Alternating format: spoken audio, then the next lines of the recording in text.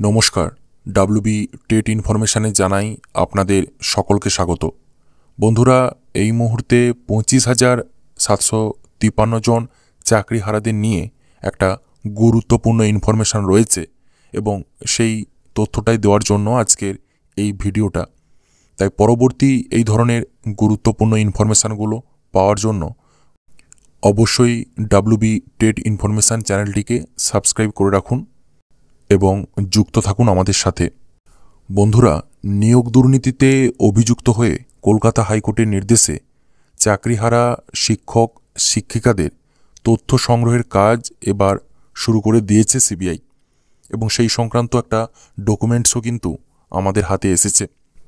সম্প্রতি এই সংক্রান্ত বিষয়ে উদ্যোগী হয়েছে পুরো কেন্দ্রীয় তদন্তকারী সংস্থা। বন্ধুরা, বেশ কিছু ক্ষেত্রে আবার চাকরিহারা শিক্ষক শিক্ষিকা তথা শিক্ষাকর্মীদেরও গ্রেপ্তার করেছে, এমনটা কিন্তু সিবিআই সূত্রে জানা যাচ্ছে। ইতিমধ্যে উত্তরবঙ্গের বেশ কয়েকজন শিক্ষককে হেফাজতে নিয়েছে সিবিআই। এক্ষেত্রে নিয়োগ দুর্নীতি সংক্রান্ত অভিযোগে অভিযুক্তদের তলব থেকে শুরু করে তথ্য সংগ্রহ করা হচ্ছে সিবিআইয়ের নিজাম প্যালেসের দপ্তর থেকে। বন্ধুরা, সবেমাত্র এই আপডেটটা এসেছে এবং সেটাই আমি আপনাদের সাথে শেয়ার করছি। সিবিআই সূত্রে যেটা জানা যাচ্ছে যে নিয়োগ সংক্রান্ত 7টি নথি সংগ্রহ করার কাজ শুরু করেছে গোয়েন্দা সংস্থা। বন্ধুরা, বেশ কিছু ক্ষেত্রে শিক্ষক এবং শিক্ষাকর্মীদের এই সংক্রান্ত নথি জমাও দিতে বলা হয়েছে। তবে কিছু ক্ষেত্রে নিজ উদ্যোগেই সিবিআই এই তথ্য সংগ্রহের কাজ কিন্তু শুরু করেছে। বন্ধুরা, 2016 সালের শিক্ষক এবং শিক্ষাকর্মীর নিয়োগ সংক্রান্ত এসএসসি পরীক্ষা থেকে শুরু করে চাকরি পাওয়া পর্যন্ত যাবতীয় নথি কিন্তু সিবিআই জোগাড় করতে শুরু করেছে। হ্যাঁ বন্ধুরা, সহকারী শিক্ষক পদে চাকরি প্রাপকদের এসএসসির তরফ থেকে দেওয়া অ্যাডমিট কার্ড সেটাও কিন্তু সংগ্রহ করছে সিবিআই।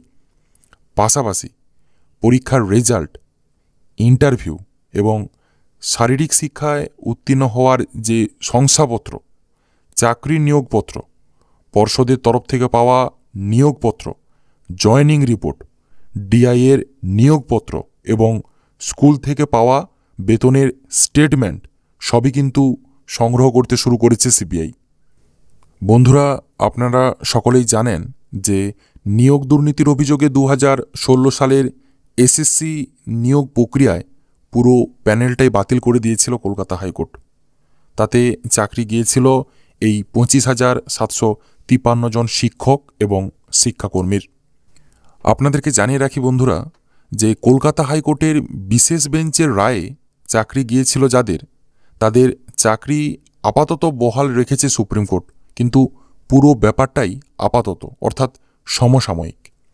এই ব্যাপারে কলকাতা হাইকোর্ট যে রায় দিয়েছিল তাতে স্থগিতাদেশ দিয়েছে দেশের শীর্ষ আদালত অর্থাৎ সুপ্রিম কোর্ট। বন্ধুরা, আগামী 16 জুলাই এই সংক্রান্ত পরবর্তী শুনানি রয়েছে এবং প্রমাণিত অযোগ্যদের বেতনের টাকা ফেরত দেওয়ার ব্যাপারেও অন্তর্বর্তী স্থগিতাদেশ দিয়েছে সুপ্রিম কোর্টের বিচারপতি। এটা আপনারা সকলেই জানেন এবং এই সংক্রান্ত পরবর্তী শুনানির দিন ধার্য করা হয়েছে আগামী 16 জুলাই। হ্যাঁ বন্ধুরা, লোকসভা ভোটের ফল প্রকাশের প্রায় 1 মাস 12 দিন পর আবারও শুনানি হতে চলেছে এই এসএসসি চাকরি বাতিল মামলার। বন্ধুরা, তবে কলকাতা হাইকোর্টের রায়ে স্থগিতাদেশ দিলেও সুপ্রিম কোর্ট কিন্তু জানিয়েছে যে কলকাতা হাইকোর্টের রায় কোনো ভুল ছিল না। তবে পাশাপাশি দেশের সুপ্রিম কোর্ট এও জানিয়েছে যে অবৈধ নিয়োগ নিয়ে মামলায় এখনও তদন্ত চালিয়ে যেতে পারবে সিবিআই।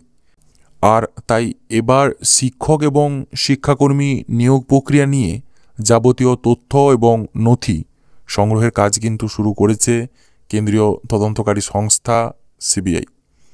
বন্ধুরা, এই গুরুত্বপূর্ণ আপডেটটাই দেওয়ার ছিল আপনাদের কাছে এবং পরবর্তী যে কোনো পুঙ্খানুপুঙ্খ আপডেট উঠে আসবে আমি অবশ্যই আপনাদেরকে জানাবো। তার জন্য ডাব্লিউবি টেট ইনফরমেশান চ্যানেলটিকে সাবস্ক্রাইব করে যুক্ত থাকুন আমাদের সাথে।